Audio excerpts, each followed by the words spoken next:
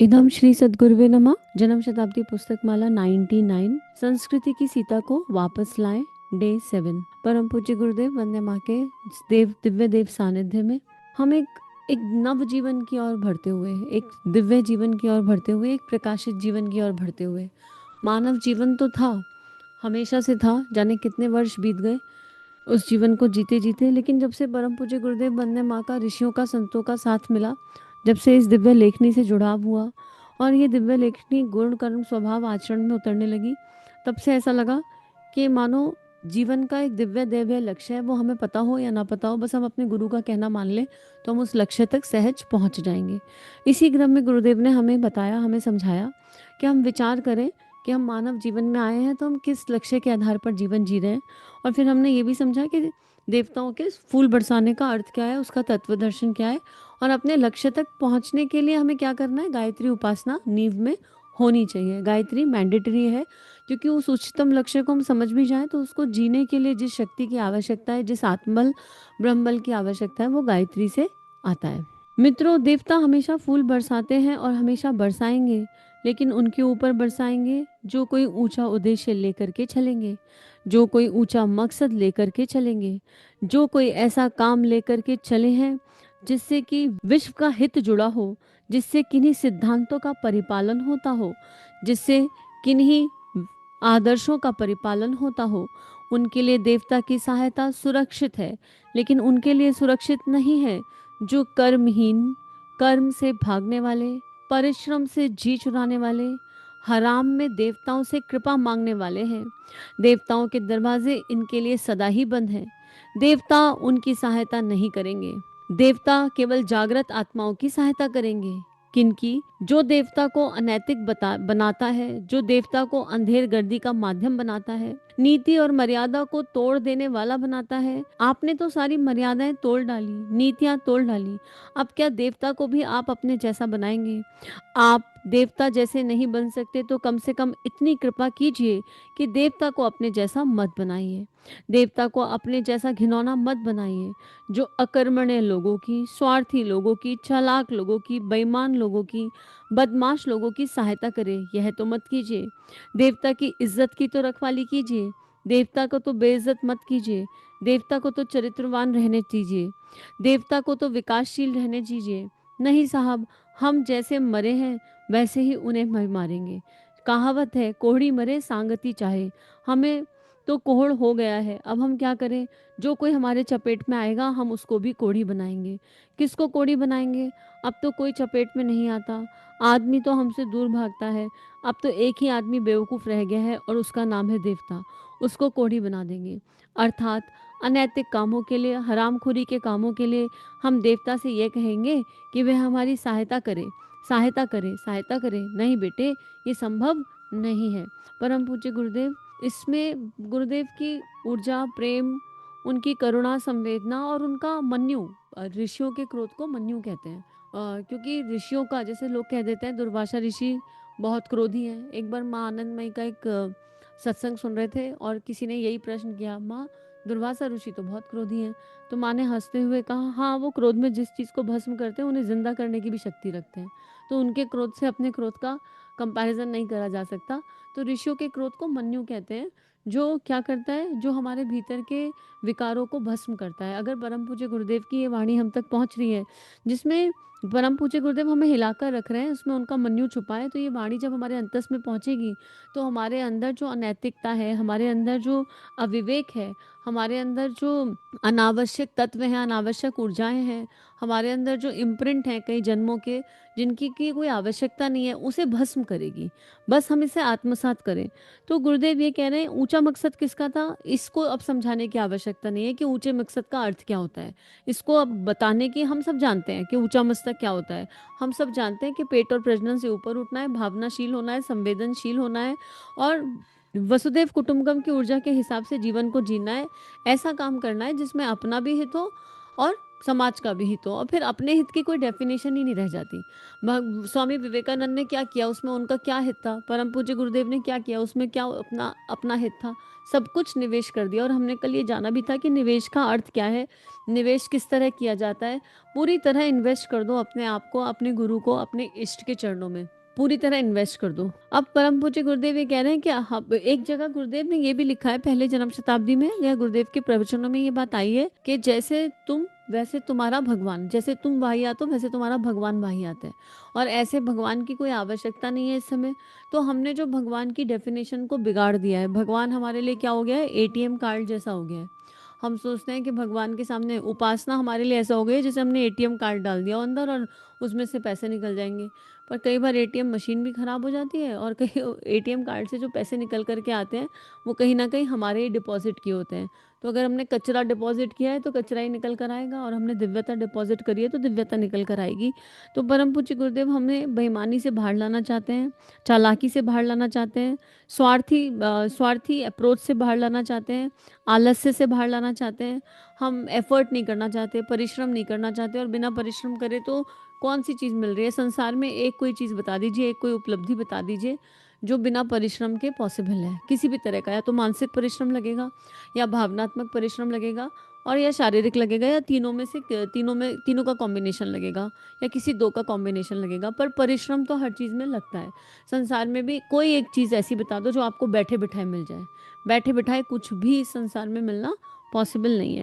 अब गुरुदेव कह रहे हैं कि जब अवतार आते हैं तो क्या होता है, अवतार के साथ कौन कौन आता है? अवतारों के साथ आते हैं देवता।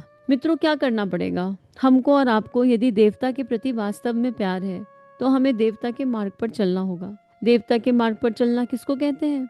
इसके लिए ही मैं आपसे निवेदन कर रहा था कि संस्कृति की सीता को वापस लाने के लिए श्री रामचंद्र जी ने अवतार लिया था। अब दुनिया से पाप का हरण करने के लिए उन्होंने अवतार लिया था। तो देवताओं ने कहा था कि भगवान जी आप चलते हैं? हाँ साहब। अब आप अवतार लेंगे? राम जी ने कहा हाँ साहब, अवतार लेंगे। तो आप अकेले काम नहीं कर सकेंगे। अकेला काम क्यों नहीं कर सकता? अकेला चना बाहर नहीं फोड़ सकता। आप अकेले पुल नहीं बना पाएंगे, आप अकेले पहाड़ नहीं उखाड़ पाएंगे, आप अकेले इतने राक्षसों से लड़ नहीं पाएंगे। इसलिए सहायकों की जरूरत है। बेशक उनके साथ सहायक आए थे। कौन कौन आए थे? देवताओं ने कहा कि आपके साथ साथ मनुष्य के रूप में, मनुष्य के वेश में हम जाएंगे, जन्म लेंगे। मनुष्य तो बड़ा चालाक है, उसका सारे का सारा दायरा ऐसे बदमाशों से भरा पड़ा है कि जब कुछ अच्छा काम करने लगते हैं तो हमारी अकल खराब करने के लिए 1000 आदमी आ जाएंगे। जब हम कुछ अच्छा काम करने लगेंगे तो हमारी अकल खराब करने के लिए 1000 आदमी आ जाएंगे। हमारी औरत आ जाएगी, हमारा बाप आ जाएगा, हमारा भाई आ जाएगा, मोहल्ले वाले आ जाएंगे, रिश्तेदार आ जाएंगे, हमारा साला आ जाएगा, सब आ जाएंगे और कहेंगे अच्छा काम मत कीजिए, त्याग और बलिदान की बात मत सोचिए, माल मारने की बात सोचिए, डाका डालने की बात सोचिए। हर आदमी की एक ही सलाह रहेगी, दूसरी सलाह मिलेगी नहीं, जिससे कि शायद हमारा ईमान खराब हो जाए। इसलिए हम आपके साथ चलेंगे। अब ये एक तरह से एक कॉन्फ्रेंस कॉल हो रही है, ध्यान से देखें। जब भगवान आने वाले हैं, भगवान का अवतार होने वाला है, तो भगवान और देवताओं के बीच में कॉन्फ्रेंस कॉल चल रही है, उनकी एक मीटिंग चल रही है कह लें। और उस मीटिंग में देवता भगवान से कह रहे हैं कि नीचे आप मनुष्य रूप में जाएंगे तो जितने मनुष्य नीचे हैं इनकी तो बुद्धि खराब हो गई है। ये जो मनुष्य जाति पेट और प्रजनन में उलझी हुई है, इनकी बुद्धि खराब हो गई है, ये स्वार्थी हो चुके हैं, और ये कोई ढंग का काम करने ही नहीं देंगे। ये ढंग का काम करने में पीछे से टांग खींचेंगे, पीछे से रोकेंगे। और जिसने भी जीवन में कोई अच्छा काम करने के लिए एफर्ट लगाया है ना, तो जब हम आगे बढ़ते हैं तो हमें पीछे खींचने वाले बहुत लोग हो जाते हैं। बस हमें उस तरफ देखना नहीं है और फिर वो मेंढक की कहानी याद करने की आवश्यकता है। तो देवताओं ने कहा कि हम रूप स्वरूप बदल कर आपके साथ चलते हैं। ऐसा कई जगह वर्णन है। जब भगवान श्री कृष्ण का अवतार होने वाला था तो गर्ग संहिता पीछे पढ़ने का सौभाग्य मिला, तो उसमें भी यही आ रहा है कि भगवान श्री कृष्ण का जब जन्म होने वाला है तो चाहे पांडव हो, चाहे गोप गोपियाँ हो, और चाहे माँ यशोदा हो, चाहे देवकी जी हो, चाहे वसुदेव जी हो, जितने भी भगवान के आसपास रहे वो सब उनके पार्षद हैं अलग अलग तरीके के। वो सब उन देवता हैं जो अलग अलग फॉर्म में आए। ऐसे ही अगर अब महाकाल ने अवतार ले लिया है, प्रज्ञा अवतार ने, और हम उनको गुरु मान रहे हैं। और वैसे तो हम क्या ही गुरु मानेंगे, उन्होंने हमें चुन लिया है और कह दिया है कि मैं तुम्हारे जीवन का अभिन्न अंग हूँ और मैं तुम्हारा गुरु हूँ, और एक कॉम्बिनेशन बैठ गया है। तो इसमें कोई हैरानी की बात नहीं है कि हमारे अंदर पात्रता हो या नहीं हो, पर उनकी कृपा बहुत ज़्यादा है और हम ये मान लें कि हम उनके अंग अवयव हैं, हम उनका ही हिस्सा हैं, और हमें अपने गुरु के कहे अनुसार जीवन को जीने की आवश्यकता है। जब इस रास्ते पर चलेंगे तो मुश्किलें आएंगी। जैसे हम पीछे बात कर रहे थे, गुरुदेव ने स्वाध्याय में कहा कि शादी कैसी करनी चाहिए, तो हमें मुश्किलें फील हो रही थी ना कि यार 5 लोगों के साथ शादी कैसे होगी। तो यही है, यही रुकावटें आती हैं। जब भी कोई अच्छा काम करने जाओ तो रुकावटें आती हैं। क्यों? क्योंकि संसार संसारिक नियमों के अनुसार चलना चाहता है, संसारिक नियम कायदे कानून के अनुसार चलना चाहता है। पर भक्ति के क्षेत्र में, इस वाले इस दिव्य क्षेत्र में शायद संसारिक नियम कायदे कानून अप्लाई होते नहीं हैं, क्योंकि वो दैहिक ऊर्जा से जुड़े होते हैं, दैविक ऊर्जा से नहीं। जैसे परम पूज्य गुरुदेव ने 13 वर्ष की उम्र से कुछ नहीं खाया, तो संसारिक कायदे नियम कायदे कानून के हिसाब से तो नहीं था। या उन्होंने 66 माला गायत्री की, 6 घंटे का जप किया। हम लोग अगर अपने घरों में 2-2 3-3 घंटे भी जप करने लगे, जो हमसे होगा नहीं जल्दी से, लेकिन फिर भी करने लगे, तो बहुत सारे क्वेश्चंस आएंगे, ऑन एंड ऑफ यही कहना शुरू हो जाएगा, यही मिलेगा सुनने को, अरे हर समय इसके अलावा कोई काम नहीं है क्या, इसके अलावा कोई काम नहीं है क्या। लेकिन पूरा दिन हम बैठ के मूवी देख लें तो कोई नहीं कहेगा इसके अलावा कोई काम नहीं है, कहेंगे कौन सी मूवी देखी, क्या स्टोरी थी, अच्छी थी क्या, हम भी देखें क्या। तो बड़े विपरीत परिस्थिति हो गई है। कोई उल्टा काम करेंगे जो करने योग्य नहीं है, जो कंट्रीब्यूटिंग नहीं है, तो आसपास वाले कहेंगे तुमने क्या किया, हम भी तुम्हारे साथ आ जाएं क्या। लेकिन कोई ढंग का काम करेंगे तो कहेंगे सारे दिन इसी काम को करते रहते हो, इसके सिवा कोई काम धंधा नहीं है। तो फिर यहाँ पर चुनाव हमें को करना पड़ेगा शरणागति के भाव से कि भगवान क्या करें, इस रास्ते पर चलना चाहते हैं, शक्ति दे दो, आत्मबल दे दो, साहस दे दो, हम दुर्बल और निर्बल ना बन पाए, दुर्बल और निर्बल ना हो पाए। तो गुरुदेव कह रहे हैं फिर ऐसे में देवताओं ने क्या किया, सारे के सारे देवता रीछ वानरों के रूप में जन्म लेकर धरती पर आ गए और उन्होंने वह काम किया जो देवताओं को करना चाहिए था। किन किन ने किया? रीछों ने किया, वानरों ने किया। देवता भी बार बार अवतार लेते हैं। वे दुनिया में किस काम के लिए अवतार लेते हैं? देवता दुनिया में किस काम के लिए आते हैं? वे केवल एक काम के लिए आते हैं, श्रेष्ठ कामों के लिए, सहायता करने के लिए, ईश्वर की सहायता करने के लिए। देवता श्री कृष्ण भगवान के जमाने में भी आए थे। कौन कौन आए थे? पांडव आए थे। पांडव देवता थे, पांडव मनुष्य नहीं थे। मनुष्य नहीं थे, कुंती से पूछो कौन थे। भगवान श्री कृष्ण जब आए थे तो उन्होंने देवताओं की सहकारिता की, उनको भी आवश्यकता पड़ी थी, तो देवताओं ने जन्म लिया। 5 पांडव कौन थे? उनमें से एक सूर्य का बेटा था, एक इंद्र का बेटा था, एक पवन का बेटा था, 2 अश्वनी कुमारों के बेटे थे, सब देवताओं के बेटे थे। तो क्या किया उन्होंने? माल मारा, मकान बनाए, जायदादें बनाई, औरतों के लिए सोने जेवर बनाए। क्यों साहब? जो देवता जितना बड़ा मालदार वह उतना ही बड़ा भाग्यवान। भगवान जिनको जितनी दौलत देते हैं वह उतना ही भाग्यवान होता है? नहीं बेटे, भगवान भाग्यवानों को दौलत नहीं देते। आध्यात्मिक दृष्टि से वह भाग्यवान नहीं होता। आध्यात्मिक दृष्टि से भाग्यवान वह होता है जिसने जितना त्याग करके दिखाया, जिसने जितना साहस करके दिखाया। अब हमको अपने आप से पूछना है कि हमको दैहिक दृष्टि से अपने आप की पूर्ति करनी है, दैहिक दृष्टि से माला मार बनना है, घर कितना बड़ा, गाड़ी कितनी खड़ी है, एक के बाद दूसरा घर, और हम ऐशो आराम कितना जीना चाहते हैं अपने जीवन में, हम कितना कंफर्ट वाली लाइफ चाहते हैं, या फिर हम आध्यात्मिक दृष्टि से समुन्नत बनना चाहते हैं, आध्यात्मिक दृष्टि से उन्नत बनना चाहते हैं। क्योंकि जो संग जाएगा वो अध्यात्म की दिव्य देव ऊर्जा जाएगी। खाली हाथ आए थे और खाली हाथ लौट जाएंगे। ये देह कुछ कुछ भी नहीं लेकर जाएगी जब मृत्यु आएगी। और जब आए थे तब भी अबोध थे, ना बोल सकते थे, ना पच सकता था, कुछ नहीं कर सकते थे। बुढ़ापे में भी बिल्कुल उसी तरह की हालत हो जाती है।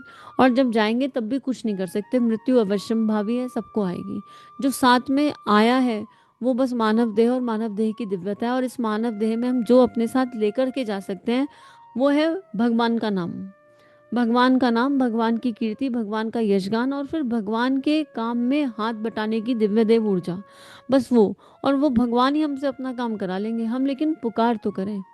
हम पुकार नहीं निकलती हो तो ठाकुर रामकृष्ण परमहंस कहते हैं पुकार नहीं निकल रही तो पुकार के लिए पुकार लो। ये कह दो पुकार नहीं निकलती। अगर हृदय पिघलता नहीं नाम लेकर तो हृदय पिघल जाए इसलिए पुकार लो। अरे वो कहते हैं सारा दिन कुछ ना कुछ करने के लिए पुकारते ही तो रहते हो। सारा दिन भगवान जेवर, भगवान नौकरी, भगवान बच्चा, भगवान हमारा केस जिता दो हमें। मतलब सारा दिन मतलब यहाँ तक कि लाइट चली जाती है तो हम भगवान से कहते हैं भगवान जी लाइट भेज दो। हम तो भगवान को इस काम के लिए भी बुला लेते हैं, करते हैं कि नहीं करते? छोटी छोटी चीज़ों के लिए बुला लेते हैं। पानी खत्म हो गया, कोई दिक्कत आ गई, कोई चीज़ खराब हो गई, अप्लायंस खराब हो गया, अरे भगवान जी पानी नहीं आ रहा, आज कुछ कर दो, ठीक कर दो पानी। तो हम भगवान को इतनी छोटी छोटी चीज़ों के लिए बुलाते हैं, क्या एक ढंग की चीज़ के लिए नहीं पुकार सकते? तो ठाकुर रामकृष्ण परमहंस तो ये कहते हैं कि पुकार के लिए पुकार लो, नाम नहीं हो रहा तो इसलिए पुकार लो कि नाम नहीं हो रहा हमसे, आप करा लो भगवान, आप करा लो। वो बहुत करुणावान है, वो बहुत दयालु है। जब उसको सही चीज़ों के लिए पुकारा जाता है तो वो सुनता है। हम उल्टी-पुल्टी चीज़ों के लिए पुकारते हैं और फिर हम कहते हैं कि दिन भर तो आपका नाम लिया, और उसके बाद क्या होता है, उल्टी-पुल्टी चीज़ों के लिए पुकारेंगे और फिर जब वो काम नहीं होगा तो उनको दोष धर देंगे। तो आइए अपने चिंतन चरित्र को ऊपर उठाते हैं, परम पूज्य गुरुदेव की इस लेखनी को अपने अंतस में जीने की कोशिश करते हैं। और अब वो घटिया वाला भगवान अगर हमारे अंदर कहीं है, जैसे गुरुदेव ने कहा जैसे तुम घटिया वैसे तुम्हारा भगवान घटिया, वो कहाँ से जन्म लेता है? वो लेता है मनोकामनाओं से जन्म, वो प्रवर्त मन से जन्म लेता है। तो आइए अब इस प्रवर्त मन को आध्यात्मिक मन के चरणों में चढ़ाते हैं और आत्माराम का ध्यान करते हैं, अपने भीतर उतरते हैं और ईश्वर से कहते हैं कि ये मानव जीवन केवल और केवल आपके लिए और आपके लिए समर्पित है, और आप ही के कारण हमें ये मानव जन्म मिला है। और फिर ये मान लेते हैं कि हम वो देवी देवता हैं।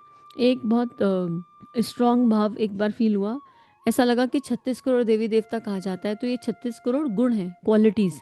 भगवान क्या है? श्रेष्ठ गुणों का समुच्चय। गुरुदेव ने हमेशा ये बात कही और ये बात सच भी है, जिसमें श्रेष्ठ गुण होते हैं हम उसकी तरफ अट्रैक्ट हो जाते हैं। तो एक बार ये ऐसा फील हुआ कि ये जो 36 करोड़ देवी देवता है, ये जो श्रेष्ठ गुण है, ये ही मानव जाति का उद्धार करने के लिए अवतारी सत्ता के साथ जन्म लेते हैं। तो बस ये मान लेते हैं, और विवेकानंद जी ने कहा every soul is individually potential. तो हम मान लेते हैं कि हम भी भगवान, हम भी एक दिव्य देव गुण है। अब जो भी गुण है, बस उस गुण को इतना नर्चर करेंगे, इतना नर्चर करेंगे, इतना नर्चर करेंगे कि अवतारी सत्ता के काम आ जाएंगे। अवतारी सत्ता फिर उस गुण का जहाँ भी उपयोग कर ले। वो गुण ऐसा जिए कि वो स्वभाव बन जाए। गुण में और स्वभाव में अंतर होता है। गुण तो फिर भी 17 स्तंभ के अधीन है, पर स्वभाव इनके अधीन नहीं होता। जैसे आँख का स्वभाव देखना है तो वो देखना ही है, दूध बाय डिफॉल्ट सफेद है तो सफेद ही है। तो जो स्वभाव होता है ना, तो हम सतोगुण हमारा स्वभाव बन जाए।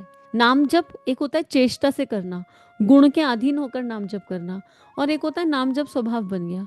जब नाम जप स्वभाव बनेगा, भगवान का चिंतन स्वभाव बनेगा, तो अजपा की तरफ एनर्जी जाने लगेगी। इसको करके देखेंगे अभ्यास, तो अपने आप समझ में आएगा कि वो कहाँ से आता है। फिर उसमें सत्य रज तम से चेतना परे जाने लगती है, और फिर वहाँ भगवान के काम करना नहीं पड़ता, हो जाता है। जैसे प्रेम करना नहीं पड़ता, हो जाता है। ध्यान करना नहीं पड़ता, हो जाता है। ऐसे ही भगवान का काम कभी करना नहीं पड़ेगा, अपने आप हो जाएगा। हम भगवान का एक काम कर लें, जैसे हनुमान ने किया, राम का नाम लें और ऐसा लें, ऐसा लें, ऐसा लें कि राम जीवंत हो जाएं रोम रोम में।